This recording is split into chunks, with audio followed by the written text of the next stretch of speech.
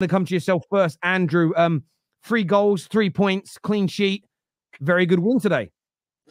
Yeah, and I didn't think we got out of, after the first 20 minutes, I think we dominated the game, but then we allowed them to come in. But I didn't feel any threat from them. It was a penalty.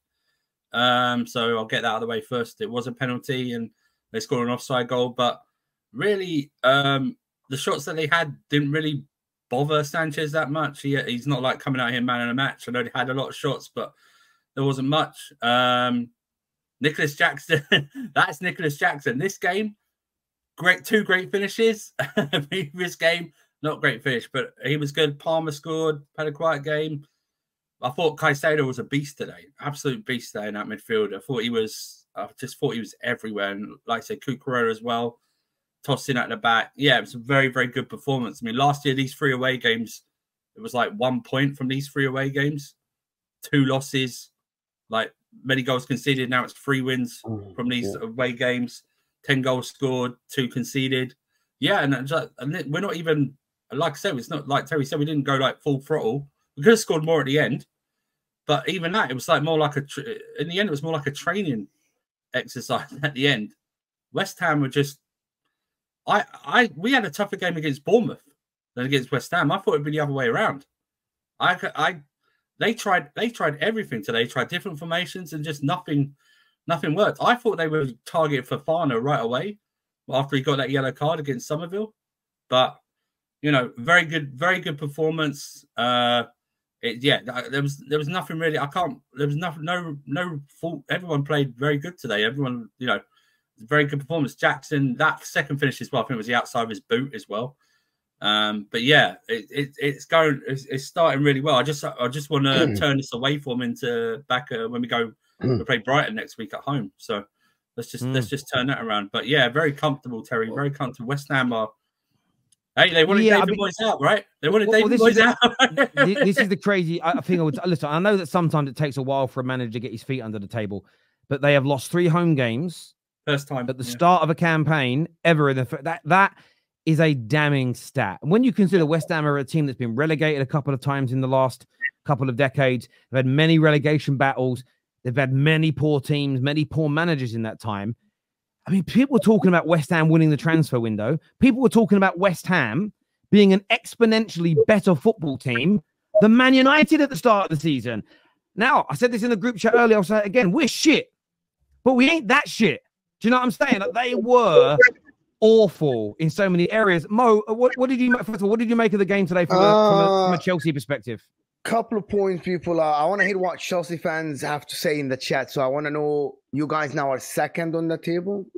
You're ahead of the likes of Arsenal, who are going away to Manchester City. I want to hear what you guys say. But I'm so glad I woke up for this game. I woke up at 6 in the morning here to watch the game. A couple of insights that you won't hear anywhere about this. Chelsea today, actually under Enzo Maresca, did a couple of things that absolutely changed how we should look at this team.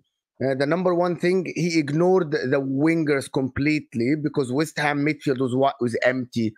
And the goals they scored, and they absolutely battered West Ham just from the middle. That is the number one point. The number two thing is that people did not notice this, but I absolutely wrote it in a note. After Chelsea scored the first goal in minute 4, until they scored in the minute 19, Chelsea still had 60% ball position. Other teams would drop deep. Enzo Maresca, and I saw on the touchline, every time the camera was in, he was urging his team to keep passing the ball and keep in position. Once he scored the second one, he said, okay, now West Ham are going to open more, and now we can play transition-based football. This guy, Enzo Maresca, knows how to attack. It's very obvious. And he's learning, though. And that's what I said in the beginning of the season. This guy will learn how to set up a defense. Yes, Cucurella got bypassed by Kudus, as Terry said in the beginning. Yes, on that, Bowen was in the middle, but he made sure he's very compact, not allowing West Ham spaces. And that's credit to him. This Chelsea team, all it takes, and with Chelsea fans heard me say this many, many times, is for Jackson to convert the chances. Yes. You convert the chances, you will win by a good margin, right? And he was absolutely fantastic and amazing today. And people are picking on the second goal because it looks good. The first goal is what a striker should do. You should be direct. When there's a space, you go to the goal direct. And the finish was sublime, actually. It is very hard to aim between the goalkeeper's feet from that distance. It was absolutely sublime. I'm just going to say, if Chelsea can keep this up and not have the up and down, these waves that they do, Chelsea will be in the top 4 without a shadow of a doubt, this is why I backed them from the beginning of the season, because the talent is undeniable, to be honest. I want to just say one thing. Even though people said that Madueke and Sancho didn't have good games, look at the bench. You still on the bench had the likes of Neto, Nkunku, that can come in and change the game, right? Yeah. This is what we're talking about. I just want to say on that, Mo, I don't even think Sancho and Noni had poor games because they were bad. I think once you're right, they went 1-0 up Chelsea, maintained possession, everybody was involved, scored the second goal, and they did the right thing from that point. Chelsea, if everything goes well this season, could be looking anywhere between 60 to 70 games. They then went, we're going to reserve energy, give you the ball. They sat back, they were compact, and they countered every now and then. Yeah. The game plan changed because they were 2-0 up after 18 minutes. And I actually think that maturity from the players and manager, in some respects, is a more devastating sign than a team that carried on playing all-out attack and maybe went 3 or 4-0 up, because you didn't need to. And sometimes you have to think about football like a game of chess, not in the individual game, but over the course of the season. And there is no point like blowing your ass out now in September by running a million miles. I thought the game management today from Chelsea was almost the most impressive part. So I don't look at Noni and Sancho as having bad games per se. I just think it was the way they performed after they went 2-0 up. It was perfect. They didn't. I'll say this from about the 20th minute onwards, we just brought the intensity down a bit and just said to West Ham, just bring it on. Just bring it on. I know you had the penalty in between that time, but we felt comfortable. Like I said earlier, they had a lot of shots, right? But Sanchez isn't coming out here man of the match, right? He's not coming out here man of the match. There was no save where I thought like that. And in the end, we were just, even most of the second half, we just let them have the ball. I mean, tackle them and counter-attack. That's what we did. We should have scored more. Even in the first half, I think like Palmer had a shot that went wide. Madueke had a shot that went wide as well. We had still the better chances, even though they had more of the ball. But you know that's what we did. Like you said, it's September. We're not going to blow out and try and score 6 or 7 like Full Hardy and then look at all the injuries that everyone's picking up. We're not going to do that. We were 2-0 up. We were comfortable. The atmosphere was that was just silent. Well, you killed it. You killed it. You killed, and you did everything right. And we spoke yesterday on Straight Facts about Man United playing Palace later. And ideally, like I think we might have to weather a storm in the opening 10 to 15 minutes. But ideally, what you would like is to go there, dominate the ball, score a goal or two early, kill that crowd that's electric, and then the game becomes easy. And you took West Ham's heart, you took their soul, and you, excuse the pun, but you burst their bubble in that opening 18 minutes. And I'll be honest with you, Kudos and Somerville, they were dangerous and they were hard to maintain. And I was watching Kudos the whole time thinking, this man needs a move. But listen, West Ham United, a lot of their fans wanted to look beyond David Moyes, beyond David Moyes. Listen, this could be the second time in their history now they're going to go back to David Moyes and say, can you come back and save us? Because I don't think their manager's that good. I don't think he understands the Premier League that well. He made a change in the 38th minute. He got Suchek on, didn't he? He made a change. It was like... the same guy that he dragged off last week at half-time.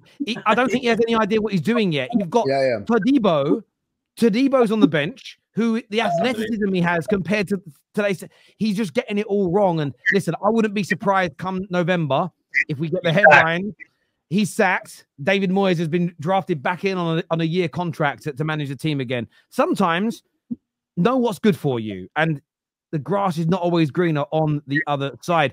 Strasbourg, Steve, what are you saying, mate? Yeah, no, I think all y'all made some very good points. Terry, I actually thought you made a really good point. I didn't even think about the aspect of like the game management, because let's look at a game from yesterday. Nice went up 6-0 on Saint-Etienne at halftime. They were going full pedal to the metal. But in the second half, what Chelsea did well was they didn't go like all out for the whole game, but they were still super comfortable. even if what's it called? Even if West Ham scored in that game when Chelsea were up 2-0, I'm not sure that they would even make like really a game out of it. But I'll let my guy next to me go because my audio's a bit glitchy. Yeah, your audio is playing up a little bit. Must be all those laptops you've got open. David, with the guns out, what are you saying, bro? Good win. Very good win. I'm very happy. Can't believe it. We're actually like not in 10th. We're second. This is uncharted territory. I haven't been here for ages. It's great. Yeah, no, it was a really good performance. I don't think there's much wrong. Like, you know, team played really well. Enzo and Caicedo held the midfield down very well. The only, if I'm really nitpicking, is like defensively just need to cut out those mental errors. But I mean, ultimately today, I don't think West Ham, even if we had given them 2 goals, would have done anything with it. Like, they were just so flat this whole game. They just didn't look like they wanted to be there. So yeah, Jackson, really good, like 2 goals, actually starting to finish. Hopefully he can keep it going. But again, this is Nicholas Jackson, so next game when he gets 2 sitters, he's going to miss them. That's just. Is that what you have to say? That's the nature. Is that what you have to say, bro? That's the nature. Second in the table, you beat West Ham 3-0 away, and you come on the football terrace, and this is all you have to say about your team? Yeah, we're second. We played well. They held the team down. Hey, have some chest. Hey, Mo, it is early. What are you talking about, Mo. It's early. Right now, I'm not telling you, say that I'm gonna win the league. I'm just your team went to West Ham and made them look like mediocre team, like relegation fodders, bro. Have some joy. What is this? Oh my God, we did this, we did that. Bro, what the heck? I'm very I'm more excited than you because I put my neck on the line for Chelsea, like since the beginning of the season, and I'm more excited that Chelsea won. You know why you're more excited? Because you're right. That's why. I'm very happy, but it's just I know what this team is, so I'm not going to get ahead of myself. What this team is. This team is for the first 20-25 games is going to be incredibly inconsistent. Today was a good game. And if we have 3 really good games, that's going to be great. But even still, I'm still going to be sat there like, I know a bad game's coming because they're still learning the system. Yeah. And every game we're playing a different variations of the systems. So sometimes Cucurella inverts. Sometimes he's overlapping. Sometimes we've got a centre-back playing right-back and that changes everything. So I'm not going to sit here and be like, we are back 100%. Get us, put us in the title race. We're getting there. You know what I mean? Like, it's too early to do that. I think it's important that we get. I think it's important we get a load of. I think we got on paper the fixes. I think late October, November get a bit tougher, but I think it's just important we just get enough. We build momentum, go into those. You know, get the points. I really wanted the away from. We obviously love playing away because we need to turn this form back at home. We need to start building up this how we play at home. We just need to start. We haven't won at home yet. We need to get those points, but. Yeah, like I said, the only real thing I have is that we should have really scored more. I should be sitting here like 5-0 against West Ham. That's the only thing. But there's nothing really to critique that much today at all. You know.